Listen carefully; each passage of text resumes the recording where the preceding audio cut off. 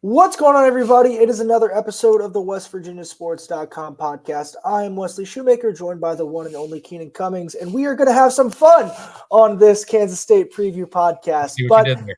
Yeah, before we get into the K-State preview, we're going to have to talk about the elephant that's not really an elephant anymore in the room. So on Monday, Neal Brown had his comments that I'm sure most of you who are listening to this podcast, have heard. If you have not heard, we will play his comments right here. Yeah, you would know the vibe more than I would just because I'm not on social media. I get that they want to win, but what I would say is, did they have a good time? You know what I mean? Like, did they enjoy it? It was pretty good atmosphere. You know, I'm assuming they probably had a pretty good time tailgating. So if they're in the deal for enjoyment, then I would come back because I looked at the weather. It's going to be nice again. It's a night game. And we need them to provide a home field advantage. We need them. I get they're frustrated that we didn't win. You know, we've played a tough schedule. You know, everybody that's beat us hasn't lost. All right. But that's no excuse. That's just the truth. And the games in our league are going to come down to the fourth quarter. And I don't think this one on Saturday is going to be any different. So we need them to help us. I do get their frustration. But I don't think it's, when you watch our product, I don't think the product is something that they should be, other than the outcome. Like, our kids play hard. That was a really physical football game on Saturday. There's a lot of West Virginia kids out there spilling it out. And so there was clear strength, clear physicality. It was an entertaining football game. If you're a football fan, you're just watching that, it's pretty entertaining. We just didn't play well enough to win. And so I hope with that in mind, they would come back for another entertaining game that hopefully we can play better at the end and win. And so, Keenan, after hearing that, what are your thoughts? You were obviously there in the room. You were right in front of him. What are your thoughts on what he said, what it means, and just kind of the overall scope of his words? It's a complex answer here. I want to say this first. I think Neal clearly did not say what some people are thinking he said and meant to say. In no way do I think that Neal Brown was saying that he's prioritizing entertainment or fun over winning football games. The question was asked about, why fans should come to games with disappointing results. And did he handle the question well? No. Was it tone deaf? Arguably, yes. Especially with the way things are frustrated right now with the fan base, just the way the pulse is around this program. And I think the problem is right now we're at such a contentious relationship, contentious point with this whole Neal Brown tenure that anytime you try to bring clarity to something, it's almost like you're either on one side or the other of this issue. Trust me, guys, I am neutral on this. So before anyone out there is, calling me a Stu Goal or a Dana Bird or whatever else you used to call everybody on the board, I think that, it was, to me, the problem isn't as much what Neal said. It's Neal himself at this point to the fan base. There's nothing that he's going to say that's going to make people feel better. He could have handled that a lot better. I don't think anybody's going to argue that. I think he would probably, if he could go back and do it again, he would have. What he said is not going to make people happy. There's a lot. This is a unique situation, too. This isn't like a lot of schools, and I know he knows this. I'm not saying anything he doesn't know. A lot of people travel a long way to come watch a football game, and they expect success. And the point that Neal Brown said, did you have fun at the game? You tailgate, that's gonna piss people off. But what's really pissed people off is the fact that they're now 3-16 against ranked teams. They've lost 6 in a row by double digits, 8 of the last 9 by double digits. They're not winning these games. And no matter how good of a guy Neal is, no matter how good he's been with the media, no matter how good he's been with the fan base, in terms of a person, in terms of getting things done on the football field, winning games, which is ultimately what he's paid to do, that's where the frustration of the fan base is boiled over. And I think that that's evident this week. This kind of, it wasn't the best thing to say, but it's almost kind of snowballed into a major thing that has kind of taken on a life of its own in a sense. And I think that the context of the full quote, I don't think it made it too much better. I mean, he said what he said. You can't change that. I know what he meant, but what he meant is not going to make anybody feel any better. Really, the only thing that's going to make this any better is West Virginia can go out and win some damn football games. Let's just be honest. Yeah, I think you kind of hit it perfectly. And I know we've had a couple chats off air about this, and so I don't think we're fooling each other with how we feel about this. But could he have handled it better? Yes. But I think there's a boiling point, and I think that boiling point hits on both sides of this thing of Neal's frustrated by this team's results too. Yeah. Because just as much as the fans want to win, like I promise you, Neal Brown wants to win just as much, if not more. And so I think for Neal, it's a fact of this team's 3-3 and 2-1 in the Big 12 halfway through the season. I don't think any of us had this team at this point. I think we had them at worst at 4-2. And so from the flip side, from that fan perspective of you've had two prime opportunities to get a big time win at home, and each time you have not showed up and you have not delivered when the fans have delivered, because that atmosphere Saturday, that was a nice atmosphere. They had that place going. That first quarter, the place was rocking. The fans showed up. Coal Rush was in full effect. Like, it was a great atmosphere on Saturday night, and that's not the first time they've done that this year. But it is the second time that the football team has come out with that atmosphere and laid neck. And it is the second time that they have lost a game there when all the hype has been there. And I think it's hard to keep selling the product of this is my best team. This is our best team. This is the best chance we've had. When in 6 years you have yet to be ranked. And as you said, that 3-16 against top 25 teams, that is the glaring number. And whether it's true or not, I'm just going to be honest with you. Like, and I understand. I actually, from a journalistic viewpoint, I appreciate the fact that Neal does discuss some of these things, because a lot of coaches just brush it off. But fans don't want to hear about bad calls. They don't want to hear about mistakes that happen. They don't want to hear about blah, blah, blah, blah, blah.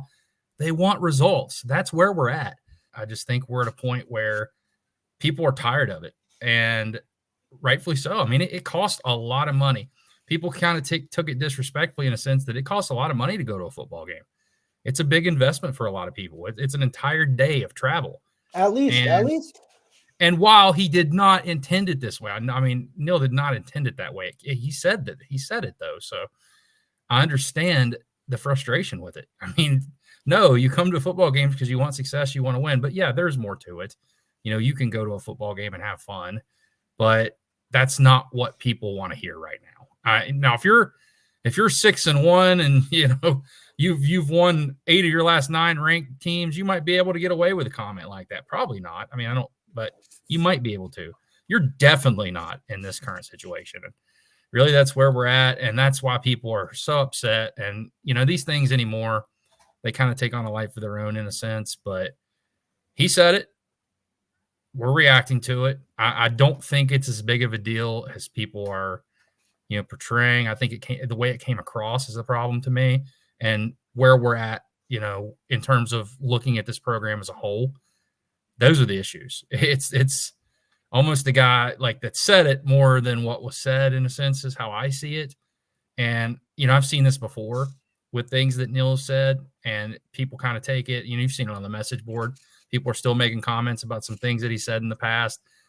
And that happens. You know, that happens when you don't have success. You know, it happened with some of the things Stu said when he was here. It's happened with some of the things Dana said.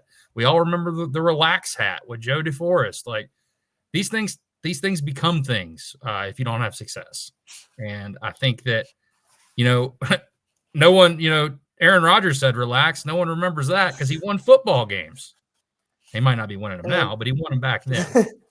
Yeah, I think we both agree that the way it was said, not great. The words, like, you can't change the words, and the words, they don't make anyone feel great. And I'm sure there'll be a level of clarification or something on his radio show tomorrow. I mean, I just feel like he has to at this point. And until then, it's just kind of all what we want to interpret it as, what fans want to interpret it as. And those you're not changing anybody's mind. I mean, 100%. The only way you change people's minds is, as you said, is go win football games. And we can set up here and try to explain it, or, you know, Neal can, or people have their minds made up on this issue.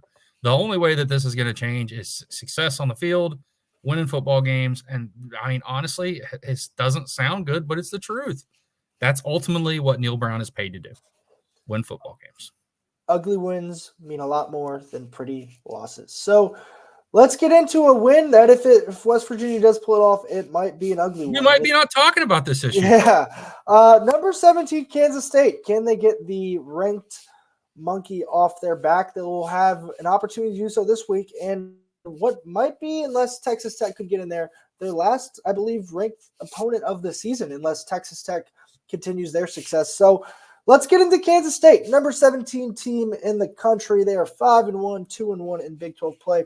They are coming into this one off of a 31-28 win on the road against Colorado. They will be in back-to-back road Big 12 games, which if you're West Virginia, you've got to sit in the comfort of your own home, and now you get to have a team that's been on the road for the last 2 weeks, which can't be a bad thing. Their schedule, they played UT Martin, 41-6 victory, at Tulane, 34-27 victory.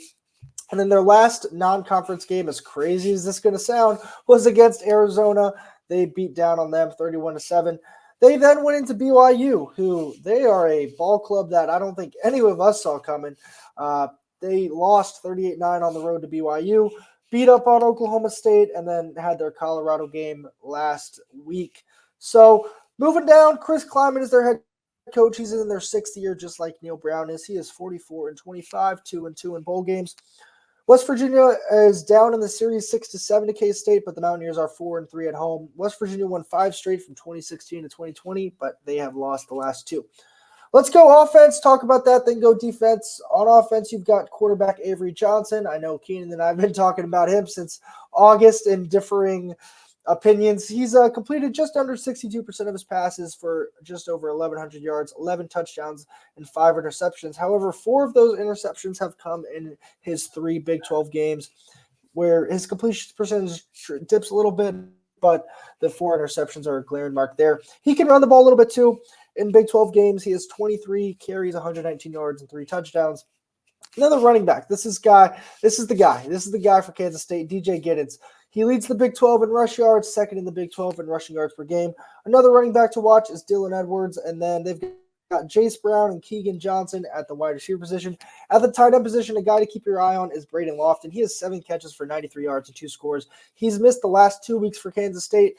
Last week, head coach Chris Kleiman said he might go this week, but that is still uncertain. So, Keenan, I feel like we've got to start with Giddens and then go to Johnson. I think Giddens is a guy. There's no working your way around that. And then add in Dylan Edwards to the picture, and you've got a serious 3-headed monster in that backfield for Kansas State. Yeah, I can't help but feel how similar these two teams are, at least in what they want to do. You know, Kansas State will use their quarterback in the run game. West Virginia will do the same thing. Both teams have a running back, the power back, or kind of lightning back, whatever you want to call it, although Giddens, I think, is a more complete back than C.J. Donaldson. But these two teams are very similar. I think offensively, they're going to want to run the football. They can throw it. They use a lot of different people to throw it. And I think that's going to be interesting if West Virginia can get them behind the sticks, knock them off schedule. That's kind of a key to me. Can they do that? Because other than when, we say BYU beat Kansas State, and yes, I give the Cougars credit, but that was every bit as much of an implosion by Kansas State as it was BYU just outright destroying them. I mean, Kansas State turned the ball over. It seemed like every other play, a lot of them in the red zone. So, and that was on the road in Provo at night. That is that place just, man, that place has a vibe, doesn't it? And it's a vibe you don't want to face if you're the visitor. No. But yeah, I think that it comes down to that to me. Can West Virginia get them behind the sticks, knock them off schedule, force Avery Johnson to beat you with his arm? I thought he looked really good last week, against Colorado. Now, Colorado struggled at times defensively, but when they had to get a play out of him, he made a play. And he's done that quite a bit this year. I think his maturity as a passer is a lot like Garrett Green's. He continues to get better, but you want to try to force him to beat you. You don't want them running all over you. Unfortunately for West Virginia, for as good as they are running the ball, they have also been very good at stopping the run. So this could be one of those old-fashioned team first to be able to run the ball most effectively, and then when they do throw it, who hits the big plays in the passing game? Yeah, I think that DJ Giddens kid, I think he's a stud. He's really special. And then add in Avery Johnson. He spread the ball around, and I know that last week with Iowa State, we talked about how there were 2 main receivers who they get the ball to. If you look at this Kansas State offense, they kind of get the ball to a lot of different guys. Those two receivers I talked about, one's got 23 catches, one's got 14. Tight end's got 7, and there was another few receivers I didn't list because if you go to their running back, that Giddens kid, he's got 10 catches. That Edwards kid, he's got 10 catches. So there's not a guy you can really hone in on and focus in the pass game, but it's got to be you've got to stop the run first and foremost. And I think similar to what West Virginia saw with Kansas and the way they could run the ball, Kansas State can run the ball. I'm not sure you're going to get as much quarterback run as you did with Kansas and what Jalen Daniels can do as you can with Avery Johnson. But you're right, Keenan. You've got to make him throw the ball. You've got to make him – he's still a young guy. You've got to make it a tough road environment. I mean, that goes back to what we kind of opened this thing with. But truthfully, that's what you got to do. It's going to be a road game for him at night, his second one in a row, and you've got to make things tough for a sophomore, I believe. And that's the way to beat them is if you can make them pass the ball, if you can make them. I think it's hard to make them one-dimensional, but somewhat one-dimensional where you put them in those passing downs and you put Avery Johnson in some situations, and then this defensive line is going to have to get home. And I think let's bring up the West Virginia defensive line. Their best player could be out, TJ Jackson. I know he left the game this past week against Iowa State. Keenan, if he can't go, this could cause some serious issues for this West Virginia defense. Yeah, it's going to be tricky. I mean, I do like what West Virginia's been able to get out of Redwood and Russell. I think both of them have played really well to this point, but then you're going further and further down the totem pole because right now Jackson's filling in for Eddie. So you got Eddie Vesserinen already out. If Jackson's out, you're down to your second, third tier guys, and it's really not the starters that I would worry about. It's the next level because you're going to need them in a game like this. Yep. You got to win up front. And Jackson's really your best guy in terms of being able to get into the backfield, create tackles for loss, those kind of plays. He's been the best defensive lineman that West Virginia's had. So if he can't go, I think that's a major loss for them. Can it be overcome? Yes. It's college football. It's next man up. As cliche as that sounds, we're sounding like coaches today, but it is true. I mean, you don't have time to sit around and cry about who's not going to play. So I do think that they'll have a plan. Fortunately for West Virginia, what Kansas State wants to do matches up well with what West Virginia can stop, at least on paper. So we'll see how that goes. I do think both these teams are going to shift emotion a lot and try to run the ball. So could be a short one for us. I don't think any of us would complain about that. But other injuries on the defensive side of the ball, Aubrey Burks, who, man, it just hasn't really clicked. He's been snake bitten, it seems like, this whole year. Which sucks because he's been here for a while and he's put up good numbers. He's questionable. TJ Crandall's questionable. And then one other injury of note, Jaden Bray, he will be out this week. He got hurt late in that Oklahoma State game. But, Kansas State wants to run the ball. You're going to have to stop it. Passing the ball, I think they're 14th in the Big 12 in passing yards per game. So, like we said, if you can get into the passing downs, but keep them out of the red zone. I think they've had 21 red zone trips, and 20 of them they've scored. And I think 15 of them were touchdowns. So that's a pretty good clip there. If you can run the ball, you can probably usually run the ball pretty well in the red zone. So, I mean, West Virginia got pretty good red zone numbers too this year. So I think that, except for a few mistakes, but you got to be able to run the football down there, and both these teams can do that. It's the other thing. You look at their defense; they stop the run. It's a really interesting matchup to me. Garrett has got to play well, not just throwing the ball, running the ball as well, because Kansas State is going to make it really hard for West Virginia to run.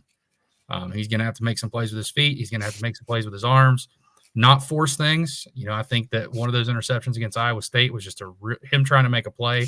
You can't fault the kid for trying to make a play, but it really tried to force a ball that wasn't there. And they need to take advantage of what they're going to give them. Yeah, this Kansas State defense, they're giving up 72 rush yards per game, which that's a crazy number. There goes his eyes. Those are the Halloween eyes, getting into the Spooktober theme. But, 72 rush yards per game, but they are giving up 268 yards through the air. Part of that's probably just based on volume because they're knowing that they're not going to be able to run the ball. But also on the flip side, Kansas State leads the Big 12 in sacks. They've got 18 of them. Brendan Mott's a guy. He leads the Big 12 in sacks. He's got 6 of them out of his 22 total tackles, and he's got 7.5 TFLs. Austin Romaine, he's a linebacker. He leads the team in tackles with 39. He's got 4 for a loss. He's also got a forced fumble. And then this guy, Payne in the secondary, 20 tackles, a tackle for loss, 2 interceptions, and a forced fumble. What sticks out with this Kansas State team on paper, at least, is they get their hands on footballs. And I know that this West Virginia defense has been searching for turnovers, but this Kansas State team will turn you over. They're also pretty good on third down. They're 5th in the Big 12, and then on fourth down, which West Virginia was really good on third down, so we didn't have that many fourth downs. They are 6th in the Big 12. So, as you said, man, like, they've got to pass the ball, but they've got to do it effectively, but they've also got to not abandon the run. I think that's the big thing when you play a team that's good at stopping the run, is not abandoning it and understanding that there will be times where you're only going for 2-3 a pop. And I think this will be a big game for CJ Donaldson. I know he didn't get really the snaps, but when you need that physical guy, I think Jaheim, it just like matchup. This is what we talk about every week, is how do teams match up. I just think CJ is a better matchup because of the physicality factor he brings. Obviously, you're still going to use Jaheim, but I think last week, especially early, like Jaheim was the focal point. I think it might be flipped this week against Kansas State. Yeah, you got to be able to get tough yards. And, yeah, you definitely do not want to abandon the run, because once you do that, you're kind of playing right into their hands. So I think that West Virginia's got to be able to establish some drives, keep drives together, and really finish them. You know, against Iowa State, which, you know, plays that 3-safety defense, a little bit different, but still kind of the same thing. West Virginia would have some pretty good drives. They just couldn't finish them. And I feel like that's been a problem against Kansas State in the past. It's been a problem against Iowa State in the past. You got to finish the drives. And sometimes it comes down to just simple mistakes. You know, we haven't even talked about the snap issue yet. You know, hopefully that's corrected. 11 of those. I thought on the last one, I thought I said 9 or 10. Yeah, I think you did. And I think Neal said 5 of them were pretty consequential as far as the players. I would argue more than that. I would too. Because the timing was busted on so many. Yeah, and then it just ruins the confidence of, oh, what's this play going to have? Because from the start, I think that's something you keep an eye on. And I think there's got to be a short leash there, because you can't have a repeat of last week. And Landon Livingston, he came in and did fine. Like, you've got to just say, if this isn't working, you've got to cut the cord early. And I know this team is high on Yates. I know everything that pulling a guy brings, but there's just so much you can do, and you can't have this issue be an issue 2 weeks in a row. Especially against a team that good against the run. Yep.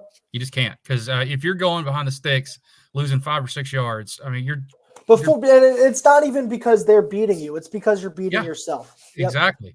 I mean, you're knocking yourself off schedule and not giving yourself a chance. So, yeah, I'm with you 100%. I think Yates has played really well, much better than most people expected, you know, filling in for arguably the best center in school history. But that's an issue, and it can't be an issue this week, because it really cost West Virginia last week multiple times. You know, you look back, one of those plays, it looked like it was going to be a loss of 12 or something, but Garrett was able to – it was like a little basketball tip. Garrett was able to Garrett his way into a 28-yard gain. Yeah. Of course, I think they threw the pick right after that. But anyways. It was a disaster waiting to happen, it felt like, all night long.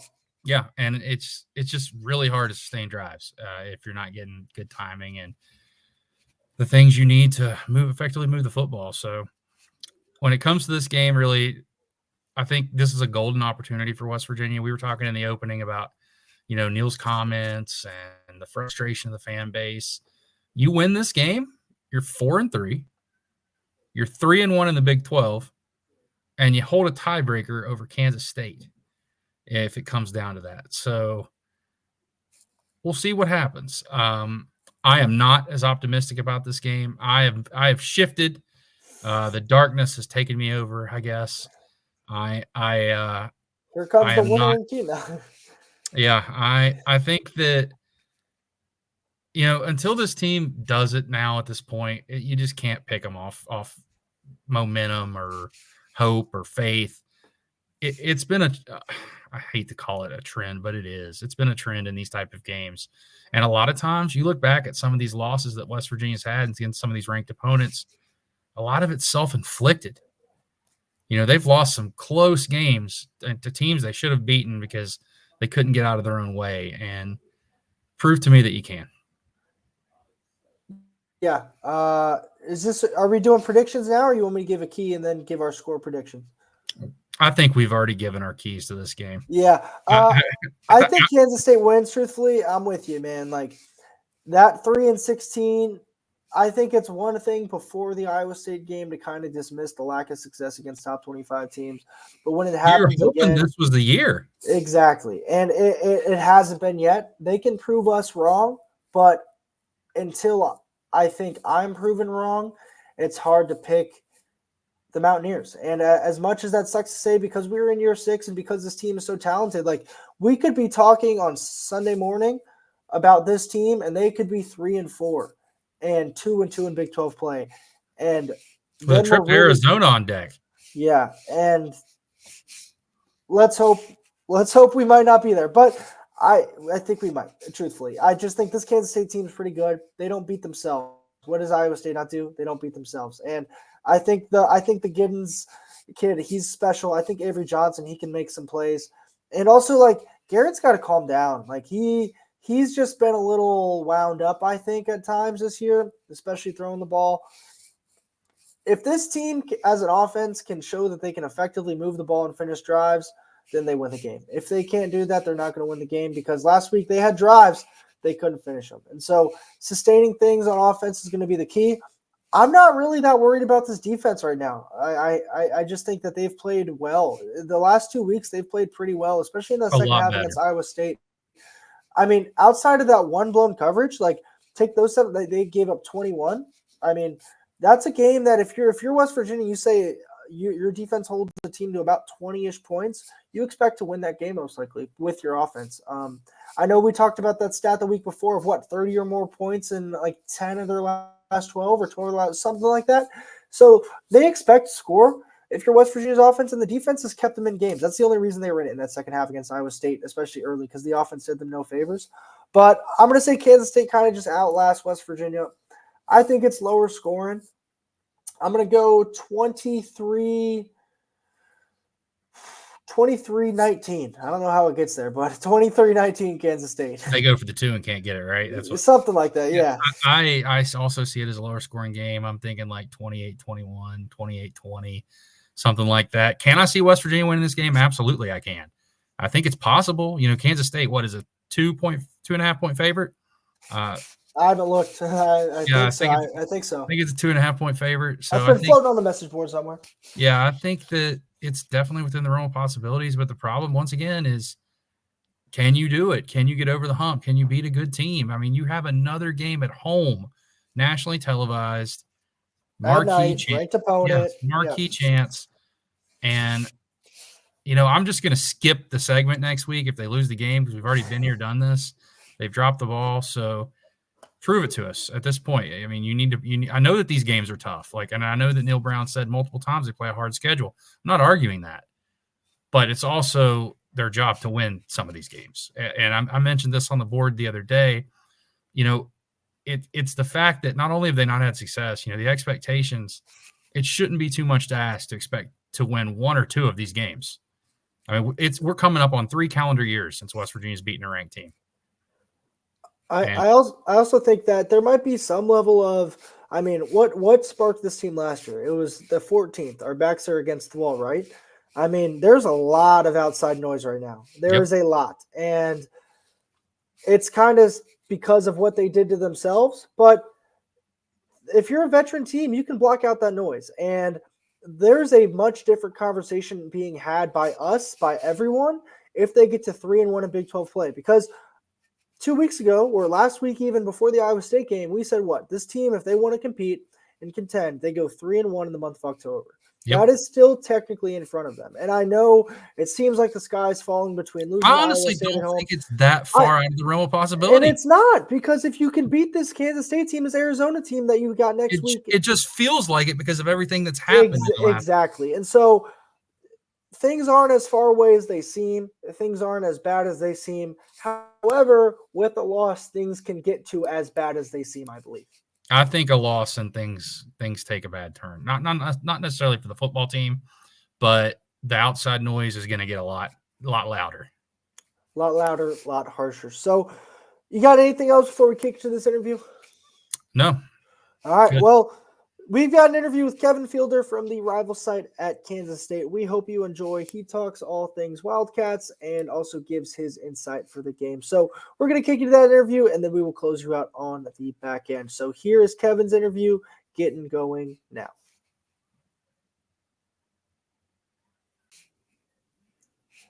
It is our pleasure to be joined by Kevin Fielder from the rival site over at Kansas State.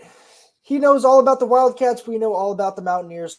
So who better to bring in than Kevin? So, Kevin, we appreciate you taking the time. Just your overall thoughts on where Kansas State is as they are, I guess, at their midpoint of the season in their schedule. Yeah, it's been such an interesting year because the expectations heading into the season were incredibly high. And we were talking Arlington. And we weren't talking Arlington as like maybe if things go right, we can get there. It was this team should be at Arlington or should be competing for Arlington. And then they start the season off well. The UT Martin game was a solid game, even if it is against an FCS opponent. The Tulane game was a second half comeback, but it was still a win on the road in what was a tough environment. And then they come home and beat the living breaks off of Arizona on Friday night. And, you're heading into BYU 3-0 and feeling good. And then I've said this before, one of the weirdest collapses I've ever seen from a football team against BYU, because they turn the ball over twice in the final 2 minutes of the first half and they just can't recover. They go into half, I think, down 17. And then from there, it's like it keeps snowballing, and it was snowballing constantly in that game. And so I think that game, I don't want to say humbled K-State, but it was like the reality check that, like, this team, while it's talented and while there's a ton of guys who are incredibly talented players in the Big 12 and this team is well coached, they can't just cruise to victories in the Big 12. And so they come out after that, Oklahoma State, Colorado, two completely different games. Oklahoma State, more of a complete performance where they just sort of dominate from the first drive on. And then Colorado, they look good. They're up 10 in the fourth quarter. And in what seemed like a vintage Pac-12 after dark game, they come out and, almost lose the game. But I think the thing is they're 5-1 heading into the halfway mark. That is incredibly good. The margin for error now is a little bit lower because of the BYU loss, and they can probably only afford one more loss in conference to even make it back to Arlington. But this team is still in the hunt, and that is the ultimate goal at the midway point of any year for K-State, is just to be in the hunt. And they're probably one of the favorites to make it to Arlington, and they control their own destiny. So while there's still stuff that they need to clean up, I think especially in terms of how they play on the road, they're 5-1. That's good enough for the halfway mark. And, it's you control your own destiny, go out there and win the games on Saturday. It feels like every team in this league's in the hunt. I mean, I know it's not true, but just how wacky it's been so far. Every team except Houston. Yeah, except Houston. They did get a win, though, so at least they have that going for them. But I know Kansas State fans, people around the program had incredibly high expectations for Avery Johnson. How has he met those? What has he been, through the first 6 games? Yeah, I don't think he's been perfect. He's been anything from perfect, right? And I don't say that as if he's been bad, because I think when you hear people say, well, he hasn't been perfect, inevitably that means they think he's been bad.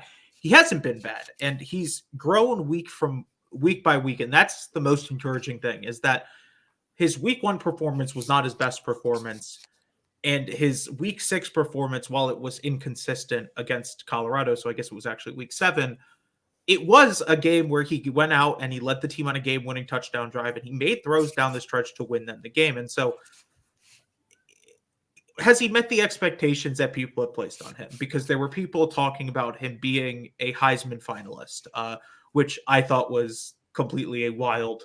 Let's be completely clear, right? Like I was not sitting here saying this guy will be in New York as a Heisman finalist, as a true sophomore, but he's looked good. And I think the thing that he does that Will Howard didn't do as much, or some of the other K-State quarterbacks, is he gives you that extra element in the run game. His ability to make guys miss in space, his ability to be an extra running back effectively at times, like that is huge for K-State, because they've got 2 running backs that they love in DJ Giddens and Dylan Edwards. But having a guy like Avery Johnson means that teams can't just focus on DJ Giddens and Dylan Edwards. They have to be able to account for Avery Johnson as well. And so I know fans want him to run the ball more. That's been the biggest talking point from week 1 on, is why aren't there more designed quarterback runs? Why aren't there more scrambles? And why is he trying to throw the ball as much? And some of that might be preserving health. He was banged up in the Colorado game, and he effectively said that he didn't feel comfortable running and trying to re-aggravate the hip injury that he had, but he's looked good. And, it'll look better, I think, when we get to week 10 of the year, but he's grown every single week. And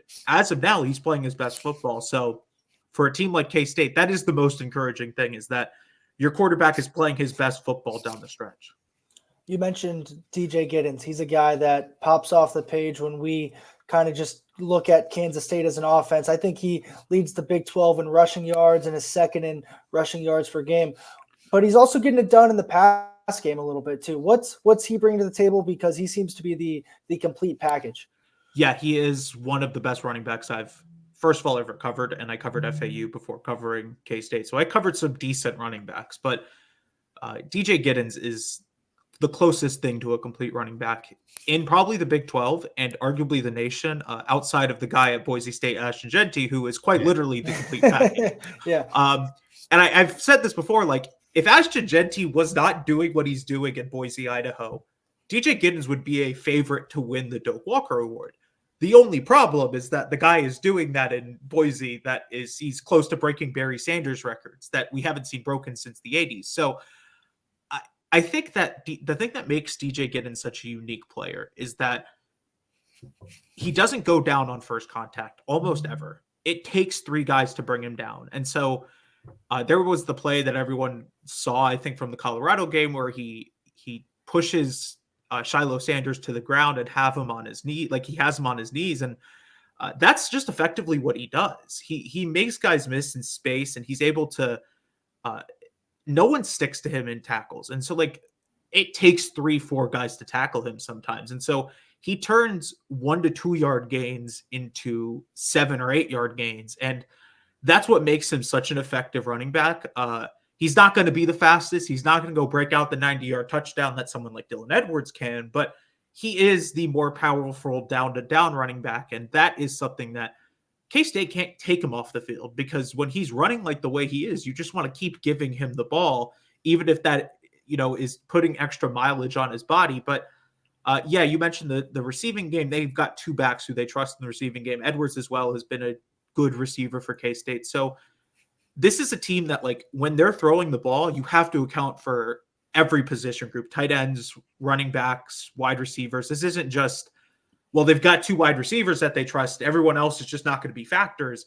They've thrown the ball across the board, and they've shared the targets more than most teams in the Big 12 So I think that, like, if you can find a way to, I mean, no team has limited DJ Giddens, but if you find a way to tackle him for 3 yards instead of 5, 6, 7 yards, you have a better chance of stopping this K-State offense than most teams have had a chance of doing this season. I was going to ask, is the formula try to make them throw? Is that if you're a West Virginia defense, is that what you're trying to do?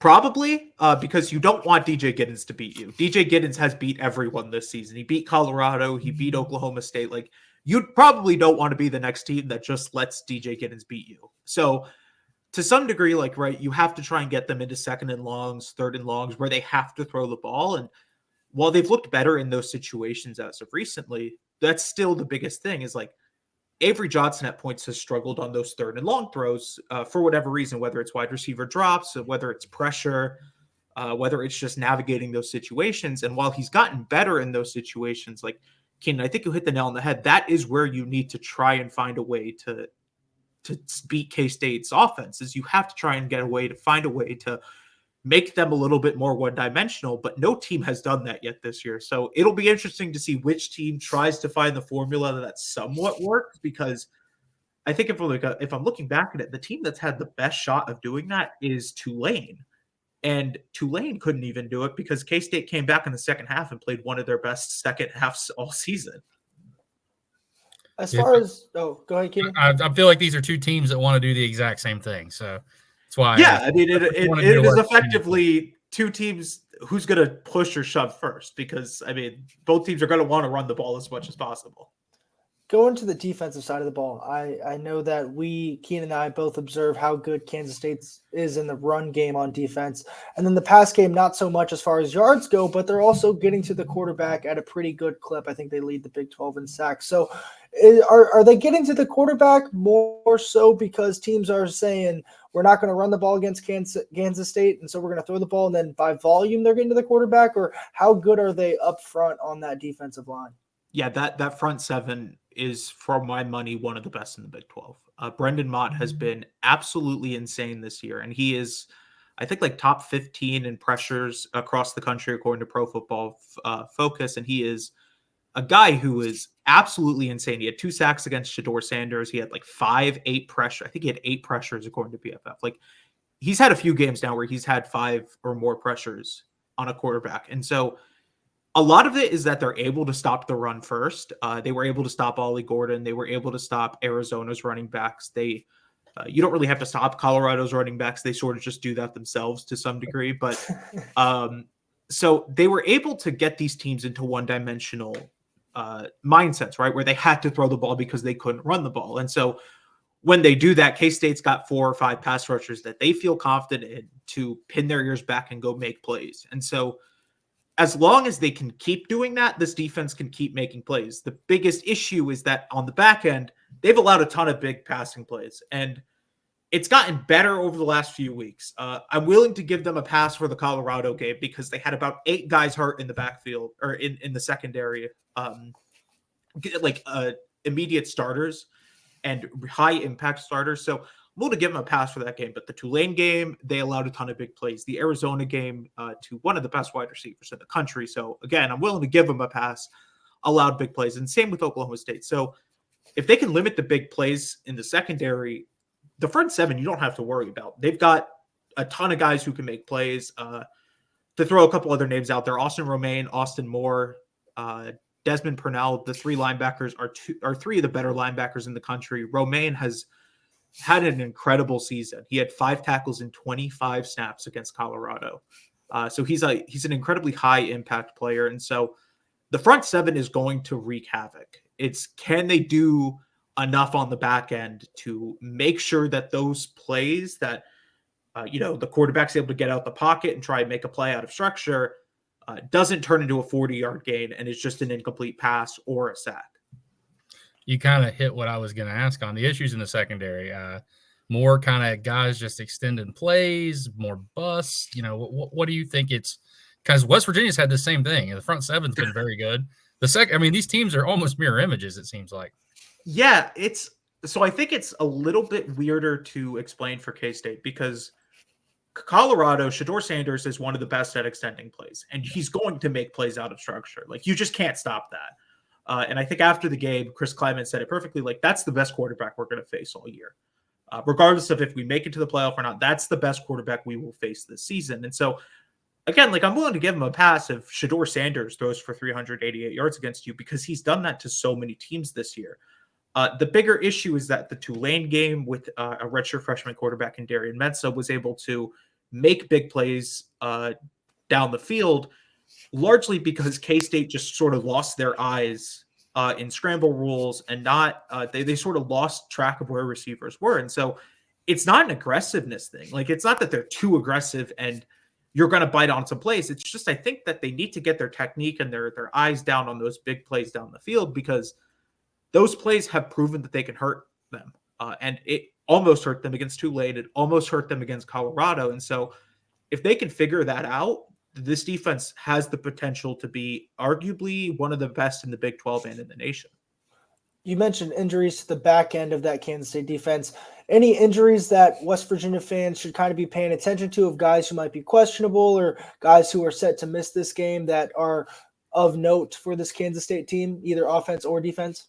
Yeah, offensively, there's not any major injuries. The biggest one is tight end Braden Lofton, who has had a solid start to the year. He missed the last 2 weeks after suffering an injury against BYU.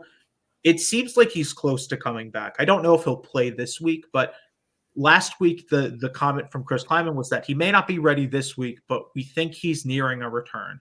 And so this could be the week that he returns that would give K-State another weapon in the passing game and allow them to go to their 2 tight end sets more often than not. Defensively, the biggest question marks are in the defensive back end. Marquise Siegel suffered an injury, returned against Colorado. He was clearly banged up in that game. So it seems like he will play. I don't want to say anything for sure because Chris Kleiman effectively said that we won't know anything until Wednesday on their status. So he's one of the bigger question marks. And then the other one is Jacob Parrish, the cornerback. Jacob Parrish suffered an injury on the same drive as Marquise Siegel, but did not return to the game. And I don't think I saw him on the sideline at all during the game. So he is the bigger question mark. And Parrish would be a major loss to this defense because he's been arguably their best corner. And he's been able to lock down some of the better wide receivers in the country. They can go without him for a game if they have to. They have enough guys that they can go without him for a game if they really have to. But in a perfect world, Siegel and Parrish are able to play, and you have those 2 guys in the secondary to sort of help you out. Kind of get you out on this one. What does Kansas State need to do to win this football game? And, what do you think this game of 2 very similar teams, at least on paper, how do you think that plays out? God, I'm going to sound like a football coach here, and it's going to be the most cliche thing ever. I've done it before too. Don't. You got to run the ball. You got to be able to run the ball. Like this is run the ball and don't turn it over, right? No. Yeah, but K-State. When you think about it, this is a K-State team very similar to West Virginia, where they want to run the ball and they don't want to get into 2nd and 8s and 3rd and longs where they have to throw the ball. And so, if K-State can establish themselves on the ground like they have throughout the season, this offense is going to move on the schedule that they want to move on. I think secondly, you have to get Avery Johnson involved in the quarterback run game a little bit more if he's healthy, because that's been where they've been their best, is where Avery Johnson's a threat to run the ball truly. And it's not just, you have to account for him, but then he just hands the ball off. So I think zone reads, options, things like that are going to be massive for them if they can get that going. Defensively, they have to find a way to stop the big plays. They just have to, because I think that to some degree, it's going to hurt you eventually. And it may have not hurt you yet. And you may have been able to get out of these games even when you allow the big plays, but it's going to hurt you eventually, especially in the Big 12. Some team is going to find a way to take advantage of that and beat you. And so if they can just clean that up on the back end, they will be fine defensively. The biggest thing, though, is you have to find a way to limit Garrett Green's effectiveness on the ground, because he is Chris Kleiman mentioned, he's not a guy who scrambles to try and extend every play. He's a guy who's actually going to run the ball. And K-State needs to find a way to just not let him get the big plays. So I think the biggest thing is they'll run probably a little bit more zone than man, just so that they have eyes on the quarterback at all times. Could probably also help with some of their injuries, just so that they don't have guys covering down the field as often as possible, especially if someone like Jacob Parrish doesn't play. But if you can just limit the big plays and stop the quarterback run game, and then on the other side, run the damn ball as much as possible, they should be able to win this game because K-State has, I think, more talent than West Virginia. And West Virginia is an incredibly talented team. But, K-State is this team that we were talking about making it to Arlington. And, if they just play their game to some degree and don't let West Virginia make a ton of big plays on defense, they should be good enough to sneak out of Morgantown, one of the harder environments that I think they'll play in all season, with a win. I think the good thing about this game is if both these teams are able to do what they want to do, it should be pretty short. We might get out of there pretty early. This might be a game with 10 total drives, if we're being honest. You know it's going to be the exact opposite. They're going to be throwing the ball all over the place. No, it's going to be a 63-60 barn burner. Inevitably I say that, and it's the highest scoring game in college football history, as both teams score 80 or something. But hopefully we'll get out of there early. I'd love that. But we appreciate you, Kevin. We appreciate you taking the time. I know our listeners appreciate it as well. If you made it to this point of this episode, we do appreciate you listening. Kevin appreciates you listening. And this is the WVSports.com podcast.